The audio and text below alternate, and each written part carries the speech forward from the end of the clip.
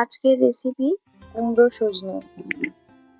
তো তার জন্য প্রথমে কড়াইতে অল্প পরিমাণে তেল নিয়ে এর মধ্যে কুমড়ো, আলু, কেটে রাখা সজনে সব একসঙ্গে ভেজে নিতে হবে নুন হলুদ দিয়ে।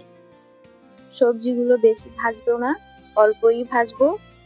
ভেজে তুলে নেওয়ার পর কড়াইতে আবারও একটু তেল দেব। তার মধ্যে কাঁচা লঙ্কা, তেজপাতা, পাঁচফোড়ন, কুচনো রসুন, একটা কুচনো পেঁয়াজ সব একসঙ্গে ভালোভাবে ভেজে নেব।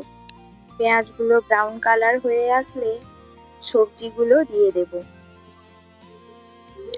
হাফ কাপ মতো মসুর ডালও দেব, সঙ্গে পরিমাণ মতো জল দিয়ে নুন হলুদ দিয়ে ঢাকিয়ে ভালোভাবে সেদ্ধ করে নেব।